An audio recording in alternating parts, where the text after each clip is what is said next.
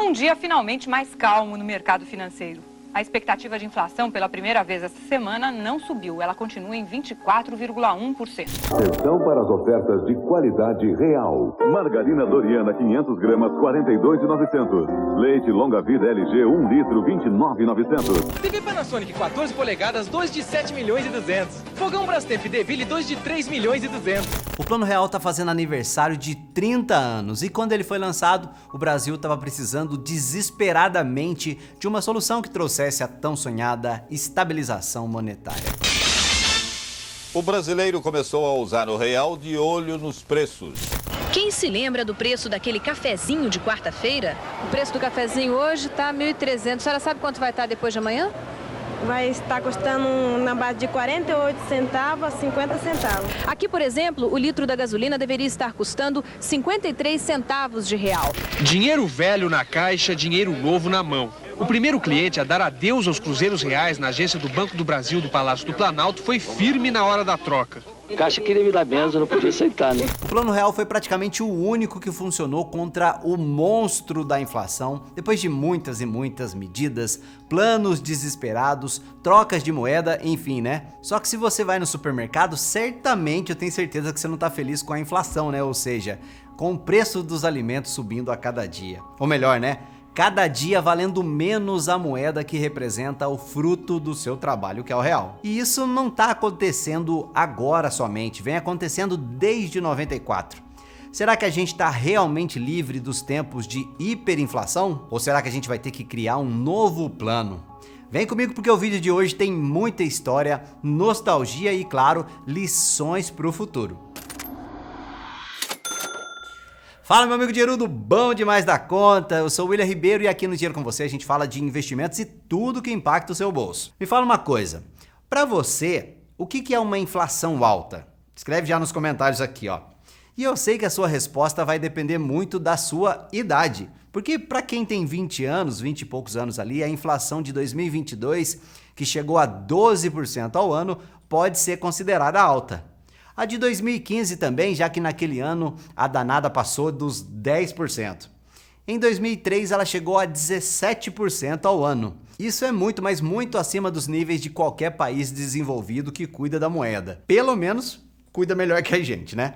Agora, se você já tem mais experiência, né, também conhecido como ser mais velho, a sua referência de inflação tem certeza que é bem diferente, né? Dá uma olhada nesse gráfico aqui. Aqui você está vendo a inflação do Brasil desde os anos 80.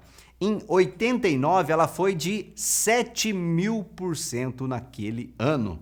E em 93, faltando um pouco para a gente chegar no Plano Real, a gente teve uma inflação de 5.000%. No encontro dos pais do Plano Real, que aconteceu essa semana, o Pedro Malan, que foi ministro da Fazenda durante o governo do Fernando Henrique, falou sobre a inflação dos anos 80 e 90. E falou também sobre as muitas e muitas tentativas de controlar a inflação que a gente teve por aqui. Que não fez que nós fôssemos o país que teve a maior alta de inflação acumulada nas 3 décadas que vão do início dos anos 60 até início dos anos 90. E teve um aprendizado também nos anos anteriores do Cruzado 1, Cruzado 2, o Plano Bresser, o Plano Verão, o Collor 1, o Collor 2. Então teve antecedentes ali de pelo menos uma década de discussões entre economistas e com a sociedade, acompanhados pela imprensa, e também as experiências, o aprendizado com as tentativas de estabilização pré-real. O Sarney foi um dos que tentaram controlar a inflação, só que foi na base da canetada. A luta do governo para evitar abusos e desrespeito ao congelamento de preços levou o presidente a fazer uma convocação. Ele quer que cada brasileiro seja um fiscal do Prestec. Cada brasileiro ou brasileira terá e deverá ser um fiscal dos preços. E sim, spoiler, deu problema. Eu fecho esse supermercado pelo roubo abusivo e extorsivo que está acontecendo com mais de 30 produtos. Vejam o caso dessas duas maioneses. Vejam o caso dessa fralda, que para 6 xixis paga 1.000 cruzeiros a mais. Está fechado em nome do povo. Em nome do povo do Brasil. 1.000 cruzeiros a mais para fazer 6 xixis, hein? Agora, O banheiro do aeroporto nem pareceu tão caro assim, fala a verdade. Só que congelar preços não resolve nada, na verdade só piora a situação. Uma das consequências foi o desabastecimento. O povo ia no mercado e não tinha produto para comprar na prateleira. E faz todo sentido, né? Porque afinal, quem que vai querer fabricar ou vender alguma coisa que dê prejuízo, né? Aos poucos, os buracos foram aparecendo nas prateleiras.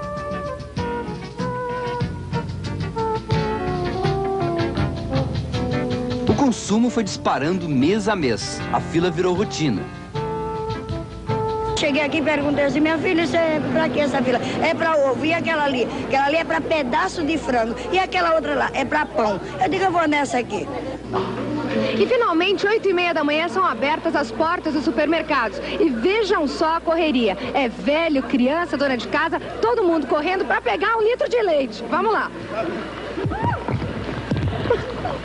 O efeito do controle de preços é exatamente o mesmo do socialismo, porque sem o estímulo econômico, sem perspectiva de lucro, o povo faz fila para comprar alimentos. Já no capitalismo, no livre mercado, são os alimentos que fazem fila para te receber. Uma das ideias que o Sarney teve foi criar uma moeda nova. Ah, que beleza, né? Vai resolver tudo. Brasileiros e brasileiras, as principais decisões são as seguintes: criação de uma nova moeda, o cruzado. Extinção do cruzeiro, com paridade inicial de 1 cruzado por 1.000 cruzeiros. Congelamento total de preços, tarifas e serviços. O cruzado veio para substituir o cruzeiro com uma paridade de 1 para 1.000. Pra você ter uma ideia. Aliás, isso já é uma coisa que o Brasil fez muito na vida, né? Cortar 3 zeros da moeda. Como os preços subiam muito, de vez em quando a gente tinha que fazer esse corte aí, porque fazer pagamento de milhares ou milhões de cédulas ali no dia a dia dificultava muito as coisas. Igualzinho que acontece, por exemplo, na Venezuela, que recorrentemente corta uns zeros também e não adianta nada. Mas não foi só a troca de moeda não. Mais uma vez o Sarneyzão fez um congelamento de preços. O desabastecimento continuou e então chegou o Plano Cruzado 2, que liberou parcialmente o aumento de preços. Também teve reajuste no aluguel, aumento de impostos sobre bebidas e cigarros e aumento de tarifas de serviços públicos. Aí, meu amigo, o povo ficou pé da vida, né?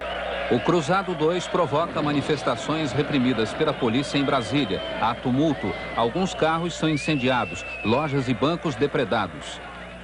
As centrais sindicais, CUT e CGT, tentam, mas não conseguem parar o país com uma greve geral de 24 horas.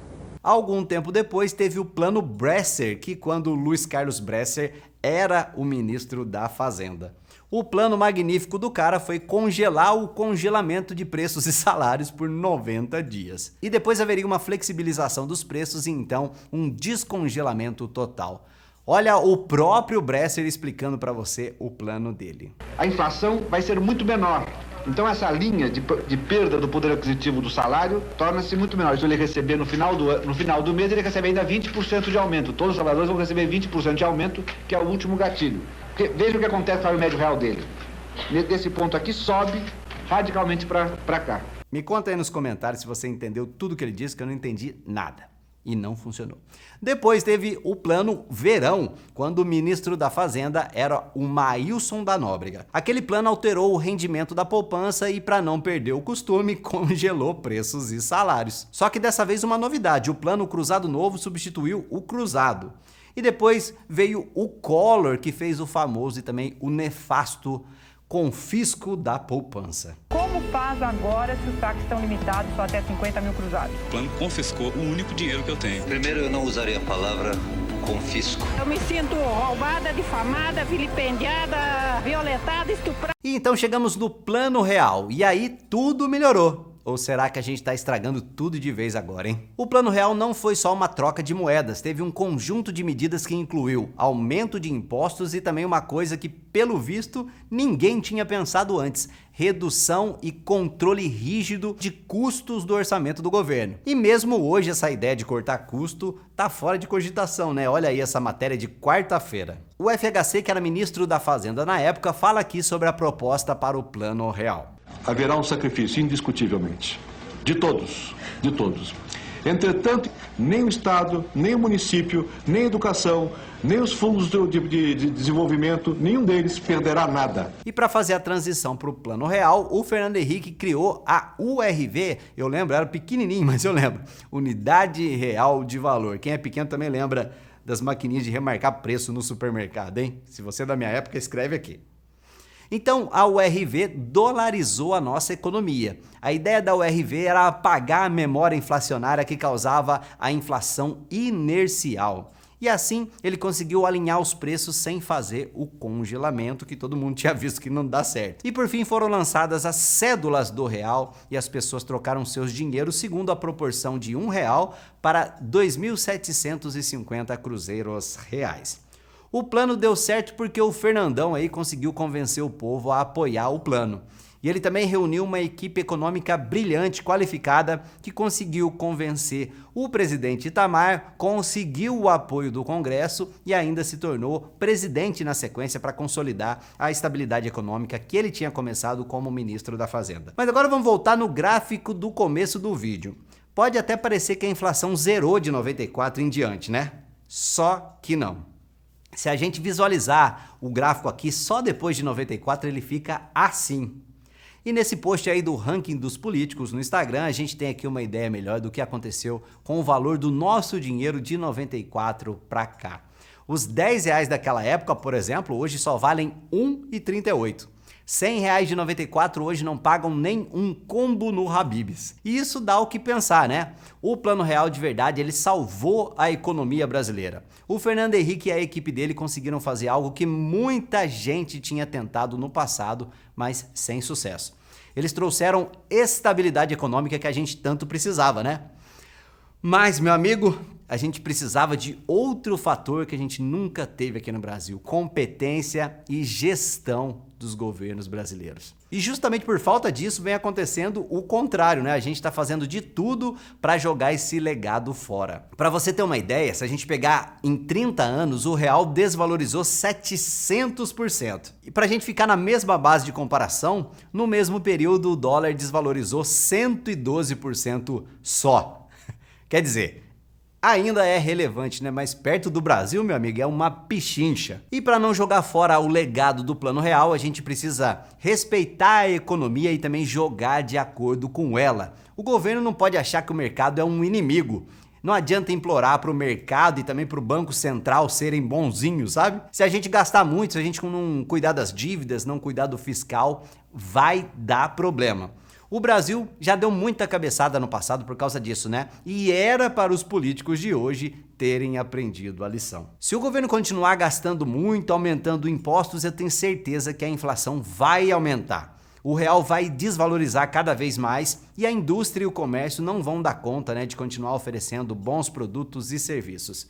E quem paga a conta no final, meu amigo, com esse negócio nefasto, com esse imposto silencioso, macabro, que se chama inflação, você sabe, são os mais pobres. Me conta aqui se você acha que ainda há esperança para o Plano Real, né, e também para a economia brasileira, e o que você acha que precisa mudar no Brasil para a gente poder ter orgulho da nossa moeda. Não se esquece de se inscrever no nosso canal para você não perder nenhum vídeo nosso. Valeu, tudo de bom. Tchau!